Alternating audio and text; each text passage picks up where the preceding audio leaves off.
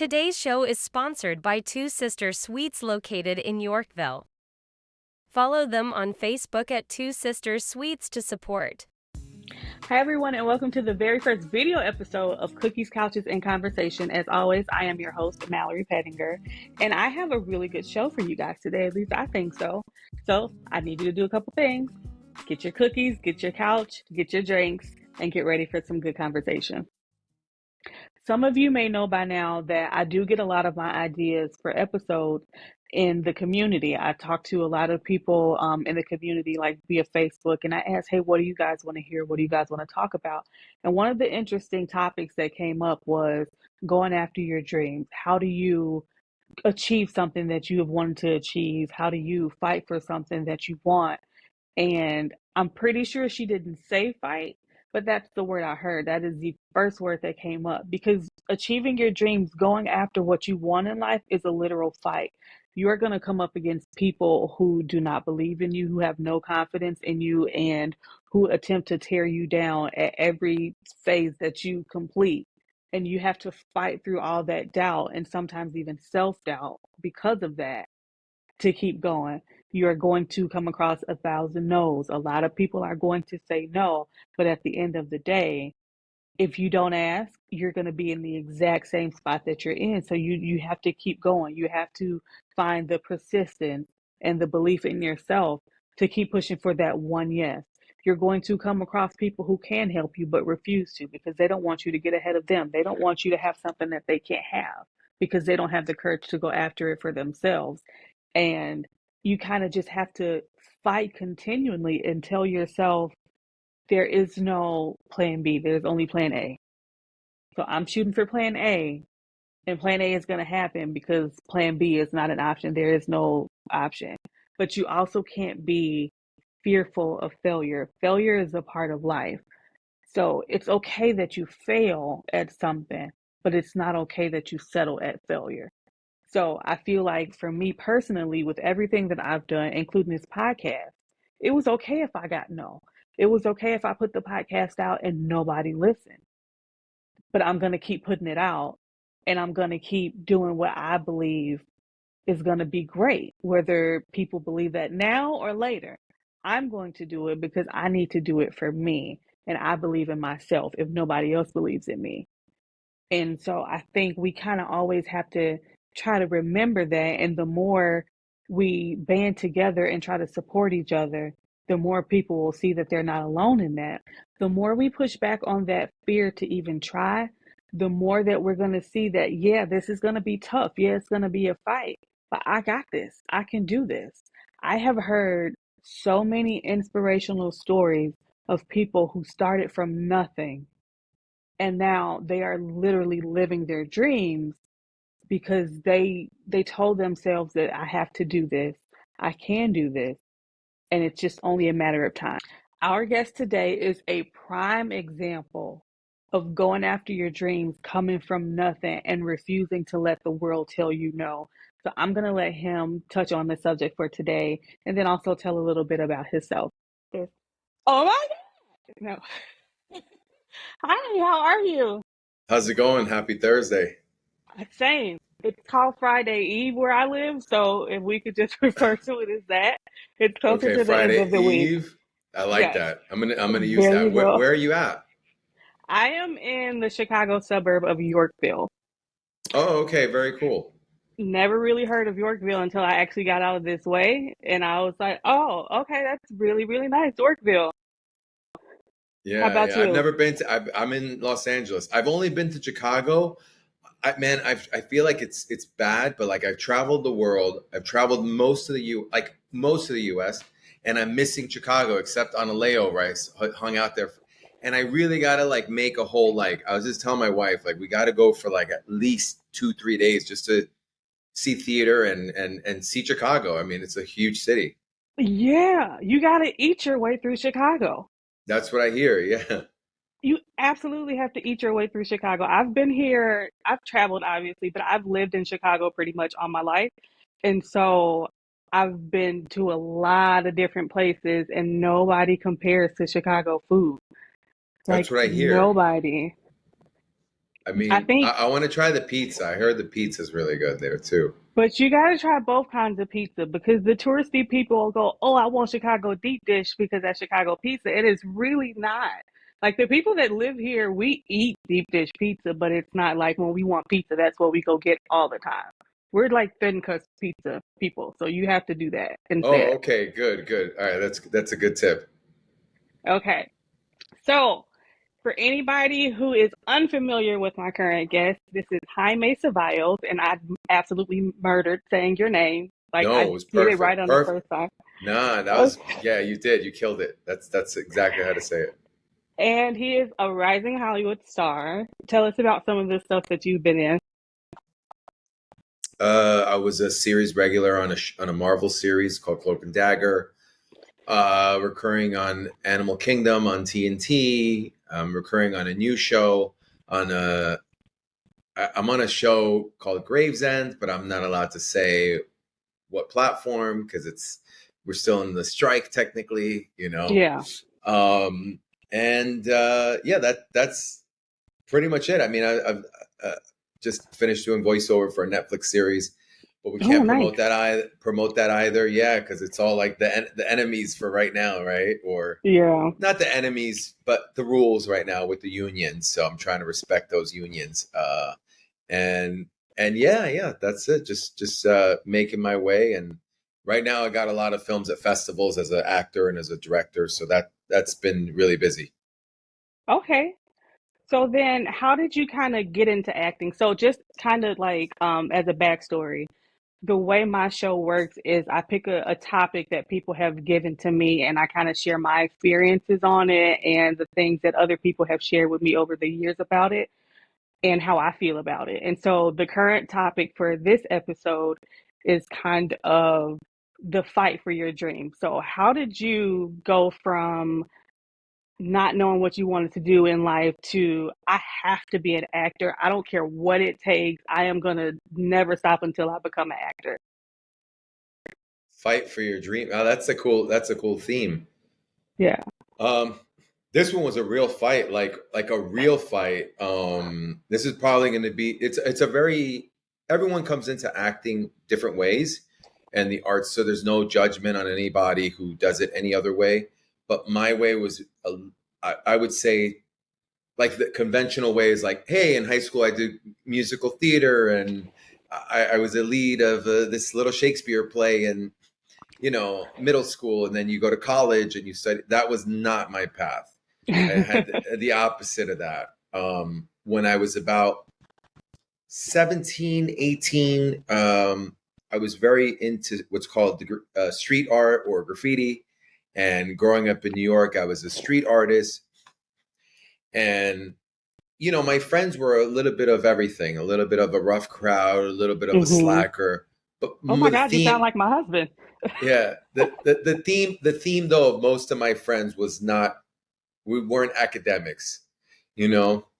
We were the hmm least academics. We were more like street guys, like just loved hanging out on the street, playing handball and being mischievous. But when I was I want to say 18, and this is like this is why it's very unconventional my path.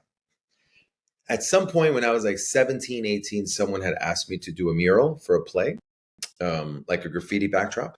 And I hmm did it. And I go, oh, that's kind of interesting. What theater is, or what that even is. And I just kept thinking, I don't know what I'm going to do with myself. And I was like a slacker for many years. And this is a true story. I told my mom I want to be an actor. I didn't know what else to do. And I was like, I got to get into college. I was like in and out of, we're being really honest. I was like, I had dropped out of high school at this point, hmm taking a lot of odd jobs, and I I think I finally like got my good enough diploma, and I went to like community college. And at community college, I didn't know what I was doing with my life. That's to be really honest, like very lost in life. And so I told my mom, I said, "Mom, I want to be an actor," and that was a Sunday. On Monday, I put on my best duds and I took the train to New York City. It was about an hour away. and I picked up this book called The Ross Reports. It's like the old version of IMDb, where it tells you like, you know, where agents are located. And I went canvassing, like I was looking for a job, and I went to all these different agencies. And the first one that I went into took me on. Well, Yeah, I was very really? lucky. Really. Wow. So I never studied acting. I didn't do theater. I never did like zero. I'm talking like I never even had read a play. Um, and then I got into it because I was very lucky. I auditioned for a show called I Spy Video on MTV, and that was about 35 episodes, and I booked it. And then I booked the Spike Lee movie, and then the rest is history, because after that I made enough money as an actor where I could afford to like go to school for theater, and then I got my BFA in film and directing. So like I got really lucky, I would say. And you know, but I think that the luck was, I would say it was luck, but it was also going for it, taking the step forward into, right? They say what is that? Ignorance is bliss. And yeah, I was just happy. I was happy, like getting an agent, I was super grateful, and I still am, to be where I am today. But that was like, I learned early on in life, I think, just moving forward and not being afraid to fail was like, what's the worst that could happen? You know, just trying it out. And if I fail, I fail. But I didn't think that way when I was 18 or 19. I just thought like, oh, if I take it as a job, maybe I'll be lucky, because, you know, I have nothing else to fall back under. The benefits of being a teenager. I mean, it is what it is at this point. Exactly.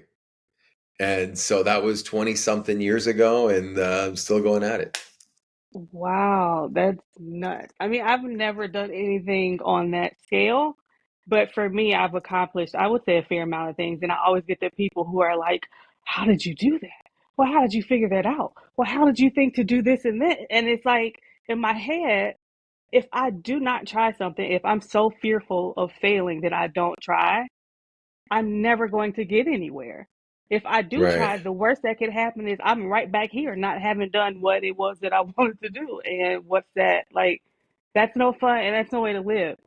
So I think that's pretty cool that you literally got out on the street and was just like, let's go, let's do it. I couldn't agree more with you. And you said that's no way to live. I don't understand people that just talk and not do stuff, you know. Mm-hmm. I tried to stay away from those people, you know what I mean? And Mm-hmm. and those are the people that are usually negative, and like they say it won't happen, it can't happen, and then you do it and you shut them up by doing it. So, you And it's know. like, what? Well, why wouldn't it happen? Even just like for me with this podcast, I wanted to start the podcast for a long time. And at first I started to kind of psych myself out and like, well, what is it gonna be and what can I make it? And people they really want to hear me talk and that kind of thing. And it's like I gotta get somebody on the show to make it interesting and whatever. And finally I'm just like, that is not even who you are. Like, bro, just start the podcast and figure it out on the way. And then I think I did the first episode and I just started emailing every actor and agent that I could find. And your agent, Jasmine, she's like, you know what? I'm all about giving people these kinds of chances, and I like what you're doing. So let's start doing some stuff. And it was just like, what? So even Yeah, just with yeah. this, it's like if you don't at least give yourself a chance and believe in yourself that you can do it, then you're not going to get anywhere. But it's just going to take that one yes, and your whole world is going to change. Yeah. And I noticed along the way, well, I had told a lot of, see, I lost a lot of friends along the way, like a lot, and they weren't real friends Mm-hmm. anyway. So that was a blessing. I think Drake has a song Mm-hmm. about that. and and I could relate to that song, because along the way I had like, all of a sudden, some of my homies were like, why are you going to get into acting? You should get a real job, or this and that. And I'm like, bro, is it your life? Like, what's it to you, bro? Like, Right. And I still hear people, because I produce now, I direct, and it's like I still hear a lot of people like naysayers. And it's like, Mm-hmm. man, I've been doing this 20 something, like 25 years or something, man. And it's wild that you still hear people going like, you should do this instead. You should do this instead. And it's like the only voice you have to listen to yourself as an artist, if you're not hurting yourself or anyone, is honestly listen to that gut. And I think you'll be all right. Yeah, absolutely. What do your parents say? What did they think when you just were like, I'm about to just go start trying to be an actor? What did they say? Were they supportive? My mom actually was a huge fan. She said, look, she said, I support you. She was like, thank God you found something. And I went from fighting on the weekends and just getting into all sorts of trouble to like reading books and reading plays. So she saw an immediate change in my behavior. Mm-hmm. I was interested in knowledge for the first time, and I wanted, because being a good actor, I think, is not just about like learning lines and making pretend what someone else wrote. You have to like understand the world a little bit, right? And Mm-hmm. so like while I was at community college at first, I was like, oh, I want to study like everything I didn't study in high school. And Mm-hmm. Okay. because of acting, I was like, oh, let me not stay too ignorant. You know what I mean? I felt a little bit like I was real street, so I felt a little bit misplaced around my other actor friends Mm-hmm. because I didn't have that like high school. It was weird because in one hand, I had already worked as an actor to pay for my university. And here I am studying with people who had like studied I'm like, I did the thing, man. I know how to like get work. And so I noticed I even in the actor community, there's a lot of actors who are way more academic than me Yeah. and can psychoanalyze things to the death. And I'm not like that. But I work, and I've worked a lot. And I think for me it's like I attribute acting to like, I know this is gonna sound crazy, but like cleaning a car. When you're cleaning a car, like you're just cleaning a car. You're it's a moment thing. You're doing it, right? And I think that's Mm-hmm. what acting is. You have to do it. So I think most things in life you just got to do it and fail forward. And they say, right, the Mm-hmm. person that never fails never tries. And I really, to this day, I really believe in that. I live by literally, I live by that because it's like I have so much stuff that I want to do. And I have so much stuff that I have done, and it may have worked out, and it maybe didn't work out, but it was so fun.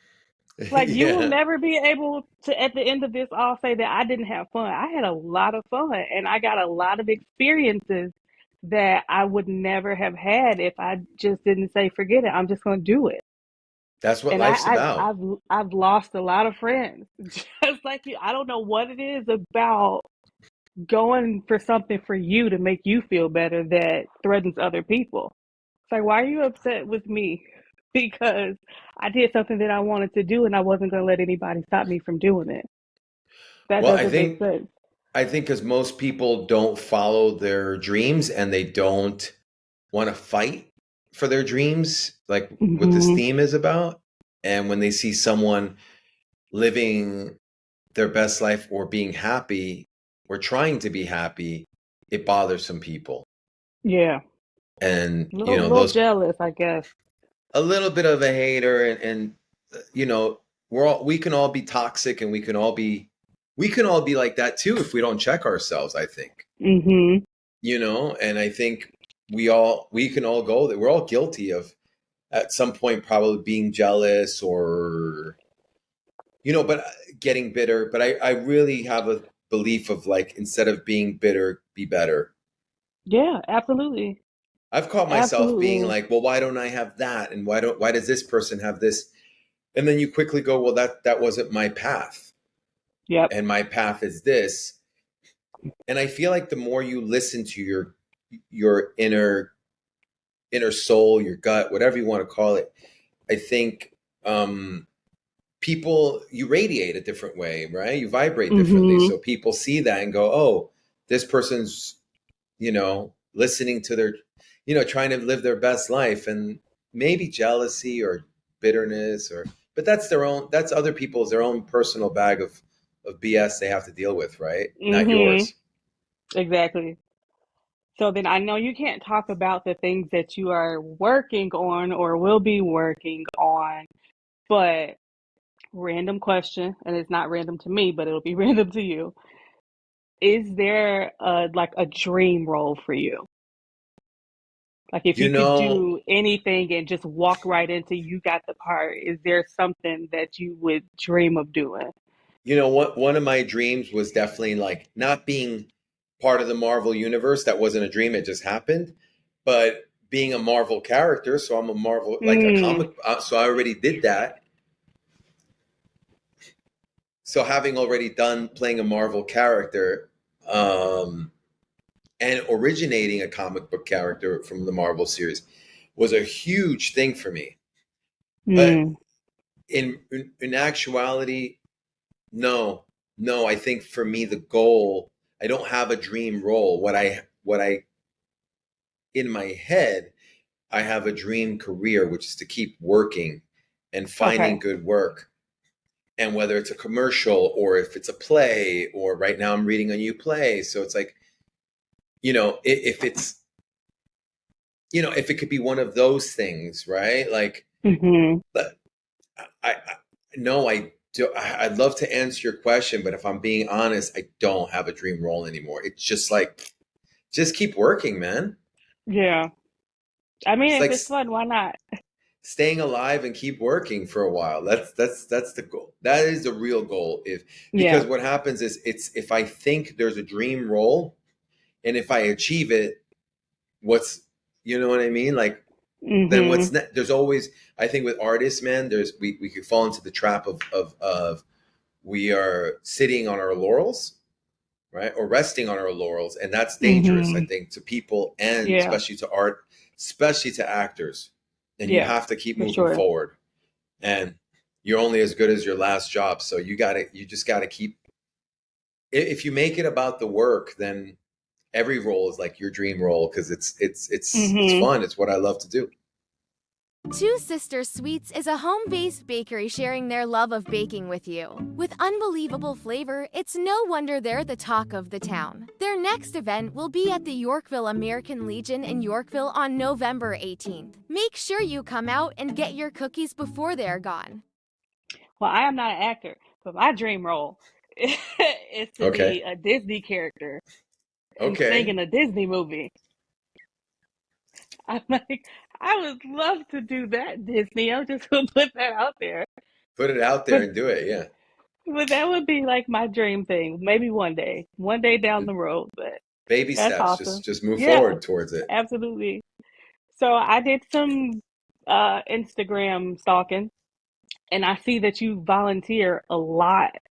What got you into that, and what makes you do that? What pulls you to being a volunteer as much as you can? Um, I work with a company called Arts for a Better Tomorrow in Mexico and in LA, which basically brings filmmaking to the inner city. Okay. And, I would say those less financially fortunate uh, neighborhoods, and kids that have been, not in the best situations, whether they were, some of these kids in Mexico were human trafficked. This is really heavy Mm, stuff. So yeah. you bring art as therapy. Um, and so I think once we start seeing like there's really those that are in need and we can help, like I think it's our duty as other actors or artists to uplift the next person if we can. Mhm. And you got to be careful, because there's, when you're too nice, people try to take advantage of you in our industry. Mhm. And so I went through this, like, I don't know, what is it, what maybe I need to see a therapist about it, but I went through this phase where I wanted to help everyone in my industry. Okay. And I really started seeing that I was helping people that were either on my level or above, or that were more, they had a easier life than me, or things weren't, so I started realizing I'm helping those more fortunate than me. Mhm. Okay. And I don't want to say don't help those that are more fortunate, because no, you never know what anyone's going through.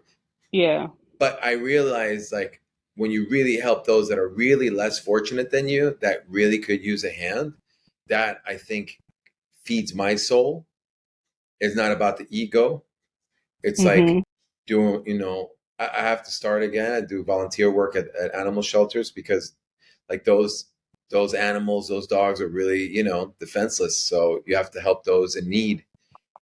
But I'm not saying watch who you help, but know that, that sometimes in this industry, people do try to take advantage of you, Oh, you and definitely should watch who you help.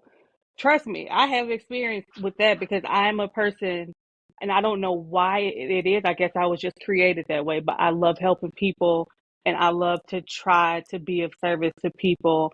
And same. there's just a lot of things that I have knowledge of or experience with. And when I see people who maybe don't have experience in those areas, the first thing that happens to me is I feel like I need to jump in. But I have to pull myself back sometimes and say, you can't jump in everywhere because then No, you don't no, leave no, anything left for no, yourself. you're right. You're right. I keep hearing this saying, don't make other people's problem your problem. And I'm guilty of that. And having extended my hand out to, you give a hand, they want the whole thing. And it's just like, but Hmm. I'm not a person that goes asking around people for help. I'm very lucky in that way that I've been Yeah. able to build myself, and no one does it on their own, but I can honestly say, like, I've really had to really fight for everything that I have. Yeah. Fight for an agent, fight for a role, fight, like, it's just keep so fighting, with the spirit is true. And then you hear people like, you fight 10 years to get to an agency of this level. And then I remember when I got with my manager, I was with a really big manager at one point. She's actually now out of the business and going into producing. Hmm. So I just signed with a new manager. But I remember the manager I was with, it was like a staple, like, to get with her, right? And the second I signed with Hmm. her, and this company, which is like a top 2 or 3 management company in our industry, Hmm. everyone was like, "Hey, man, you think you give me a referral?" And it's like, A, what have you done for me? B, I haven't heard from you in 2 years. And no. And I would ask, like, what have you done for yourself, bro? What have you done for yourself to try to get you an agent or manager? And most of the time, like, oh, well, that. So it's like, you get really, that's why I understand now some people, like, I don't believe in closing the door behind you to not let anybody in. But Oh, I could yeah. see why people more successful in any event, in any part of life, get a little bit guarded, Yeah. and the trust goes like, "Hey, do you want something from me? Do you not?" And you never want to be that type of person, but everything rises, and truth usually just always floats up, and you see who your real friends are. Yeah. So then we'll say, always be willing to give back, but make sure you keep your heart guarded. Boom. We got the quote for the whole thing. Exactly. So then, so your fight had to fight to do everything. You've been in the business for 25-ish years. Did you ever get to a point in trying to get through an open door where you felt like it wasn't going to happen, or where you kind of doubted yourself, or were you just like not even allowing yourself to have that mindset?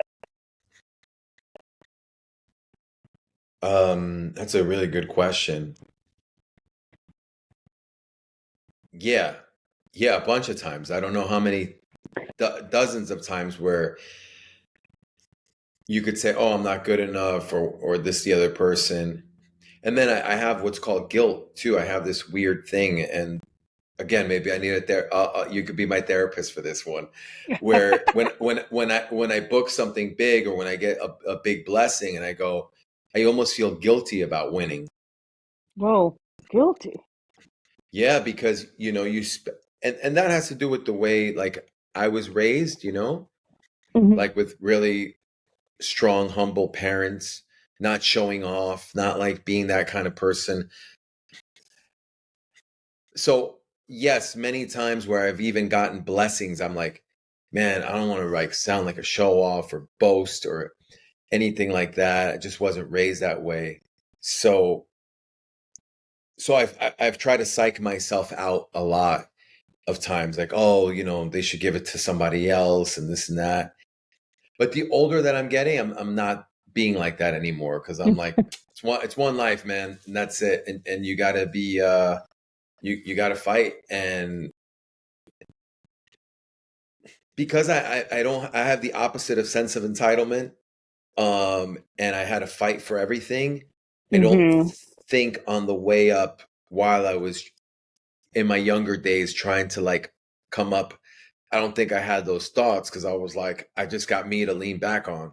Like, my parents aren't in the industry, my cousins aren't in the industry, so like I didn't Mm-hmm. have like one person to go like, hey, can you help me navigate Hollywood? I had me, and there was no internet when I was coming up, so it was like, you just got you, No, bro. no. Imagine, right? That's how old I am. So there was none of that stuff on the come up, and no social media. Yeah, right. So I think, just given my roots, I never had that problem of like, or that. It's funny how it happens. After success, I started getting those things. But before that, I was like a loose cannon. I was like, this industry's mine. And I think you need you need a little bit of that confidence, not arrogance, but you need confidence in yourself. Yeah, Because if you don't believe in yourself, other people, how are you going to convince other people to believe in you? exactly.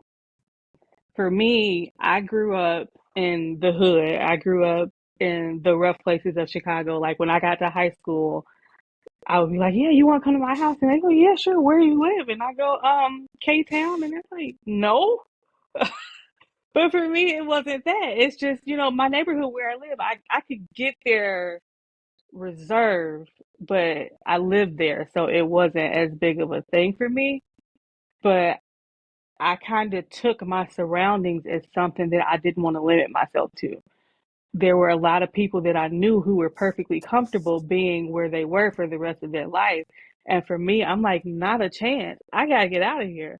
I got to see the world. I got to do stuff. I got to make something of myself. And so that's where my fight started. And when I got older, people would ask me, okay, where are you from? And I would tell them, and they would go, you would never know that.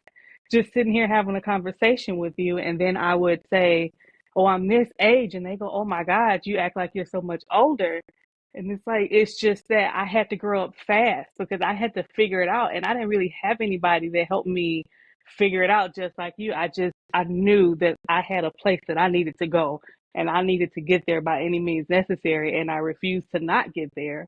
And part of that was youth, but the other part of that was kind of just having a maturity at that point once you figured out what you needed and to push yourself to get to what you needed.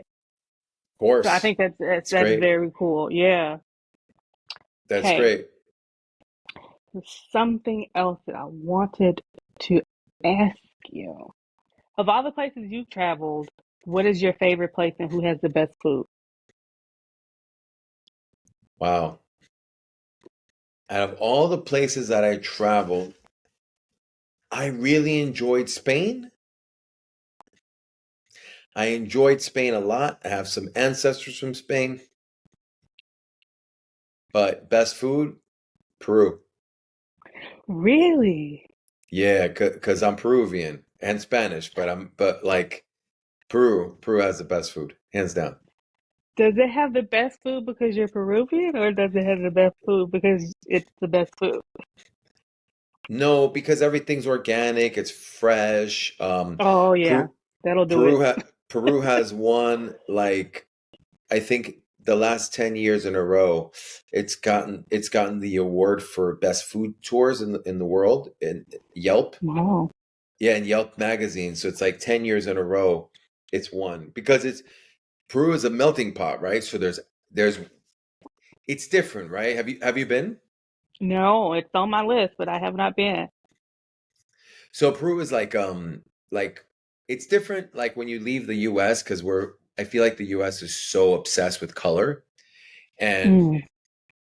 there is color in Peru. It's color, different colors. There's what we would consider someone who's African American, but over there they would just be like Peruvian. You see what I mean? Yeah. So it's Mm-hmm. like, so we have a mixture of like what we call like, but nobody, it's different because in the Peruvian culture of someone being black and Peruvian, it's the same as there being my skin tone, like indigenous more and Peruvian. So Mm-hmm. that culture, there's not like a different neighborhood or a different, you know what I mean? And Yeah. there's a lot of Japanese people in Peru. Oh, okay. Wow. I didn't know that. So because of that, we have like a blend of so many different cuisines that's why. And I didn't get hip to Peruvian food till I was in my 20s. I didn't grow up eating Peruvian food. Oh. I really didn't, And so when I was in my 20s, I was like, oh, this is really like I'm missing out. I really started eating a lot more of it later in life. Okay. And yeah, because it could be because I'm Peruvian, but I didn't really grow up eating Peruvian food. You know what I mean? It wasn't like I was eating Peruvian food I grew up in New York. I grew up like on pizza and like street food and, every falafels and everything you could imagine. Yeah. But it has like a Creole flair to it. It has so much. There's so complexity to the Peruvian cuisine but when you go there, you would see, because there's so many cultures blended, that I think that's why it's a beautiful thing. But Okay. So where would you suggest I go in Peru to visit? definitely go to Lima because, sorry, that's the capital and that's right on the water, and you're gonna feel like you're in Malibu, and it's so cheap. The food, it's comparison to U.S. prices. You So could be a cheap you could food. be a you could be a baller there at a nice restaurant. Yeah, it's not that expensive. Nice. So let's see what else. Your family. Tell me about your family, your wife, your Wait, mom, wait, you all froze. those, What did you your say? dad. Tell me about your Wait, family. my parents are both from Peru. They came to this country. My dad came first. He was a chef, and now he's in construction. He's a general contractor. And my mom works for a bank. She works for Chase, for Oh, JP nice. Morgan. Yeah, and they live in Miami now. And I have a sister who's in credit. So none of them being in the arts. So I'm like the black sheep, or odd man out. Yeah. Um, yeah, and I wasn't born here in this country. I was born in Peru, but I came here as a baby. Okay. I went to Queens as a baby. So they're hard workers, good people, and just like I have like it's weird, but like I have like a normal family. Like everyone's cool. Like just supportive parents. They're really young when they had me. So it's like, I feel like I grew up with my parents, so that's the Yeah. difference.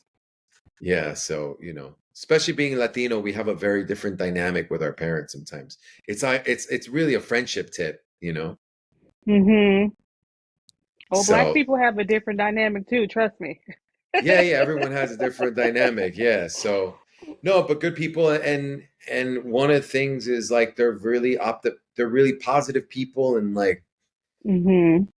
oh, never look at they always look at the bright side of things. So, again, when you're raised this way, especially by immigrant parents, you start seeing like the world different. And Mm-hmm.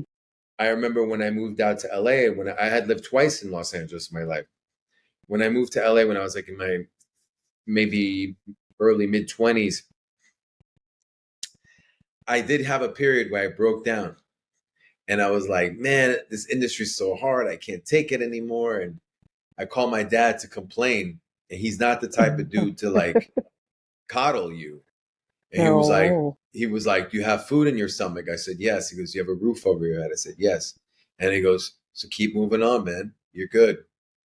And so I learned to take those days of like, because this industry beats you down a lot.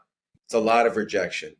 And sometimes you get rejected so much that you have to take that self-care day, take that mental health day to be like, yo, Mm-hmm. I'm gonna wallow today. And then tomorrow I'm gonna dust it off and keep going. Yeah, for sure. So is your wife in the industry, or Yeah, how she's did an you guys actor. meet? Oh, We met wow. do Okay. Yeah, we met doing a play. We met doing a Nice. play like in 2012, doing a play in downtown LA. So yeah, and our dog's an actor. I'm not even kidding. You can interview him next time. Seriously? Serious. Yeah, he's done a short, a feature, commercial, and a print job. Holy smoke. He got That's to eat. awesome. Yeah, he eats too much. You got to Is pay it for his hard? food. Is it hard to be married to an actor? Like, does it your schedules affect like time with each other, or how do you work It's that out? a lot of, a lot of people. That's a great question because a lot of people ask me that. And I think if she wasn't an actor or she's an actor, like, I think it doesn't matter. I think it's case by case. Hmm. Because some people go, I don't want to be married to someone in the industry because it's too much then. And then sometimes you're just, as an actor, you're all you are is around other artists and this and that. There's Yeah. empathy, but we're not it's not like a competition thing. It's not like at least, I've seen it in most couples where sometimes it could be that, but I think, I think it's, if we're always rooting for each other, I think that's the healthiest way. Yeah.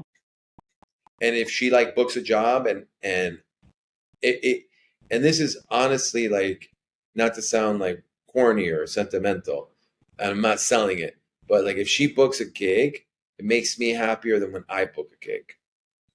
I can believe that totally. It's like a win. It's like a huge win. And I think as long as you see yourselves as a unit and not like separate, right? I think that's a win. That could be a win for the Yeah. marriage. So Okay. yeah, but schedules That's get nice. crazy sometimes. Yeah, but we're used to it, and I wouldn't know any other way. Well, you've been an actor since you were early teens. Well, not early teens, No, but early no, 20s. 19, yeah, 19. There you go. So yeah, you gotta be used to it. I wouldn't know what I wouldn't know any other lifestyle, I think. That's awesome. So do you guys have plans for like to grow your family or anything? We're trying. Yeah, yeah. We have plans for that, and the pandemic kind of slowed things down a little bit for that for certain reasons. But Oh yeah, for God, sure. yeah. Children Yeah, are for sure. expensive. Yeah, yeah, yeah, for sure. So, but as of right now, I'm just enjoying, we just moved back to LA about a year ago. So, and obviously we're in a strike right now. So it feels like we're in another pandemic. I'm like, let's just get Hmm. out of this thing. Yeah, for sure. Do you think that's gonna be ending soon, or hopeful at Well, least? well, we know if there's another talk next week, and if there is, we might go into next year. So we'll see. Hopefully it ends soon, man. Everyone wants to get back to like real work. I'm still working. I'm very lucky. I'm still working doing indies, Yeah, but yeah, studio stuff. We all miss that. We all miss the yeah. studio checks. And we miss the shows. I'm like, my shows are not coming back on because they can't film my shows. I understand. Yeah, yeah. Yeah, me too. I'm still a fan. I'm a fan first and foremost. Yeah, absolutely.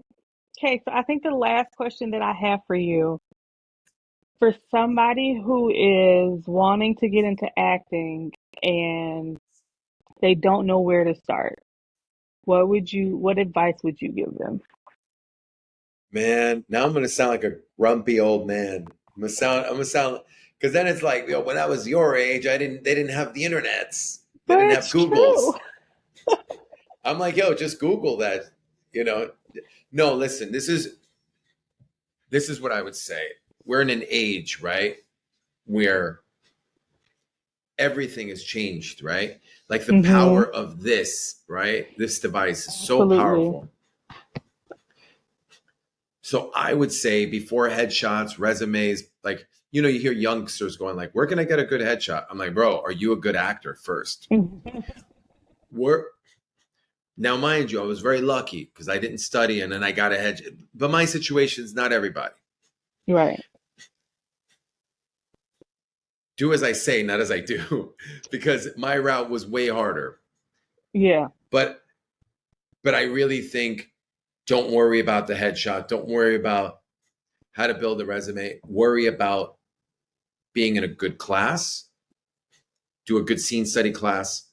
Do some theater, some local community theater. And once you feel like, hey, you're ready, but this is what I would say before people even research stuff, because there's a thing called IMDb Pro if you want to get a manager and agent. Mm-hmm. There's a trial. You could get it for 14 days for free and literally print out every agency, and now you have free access to all of them, their emails. Mm-hmm.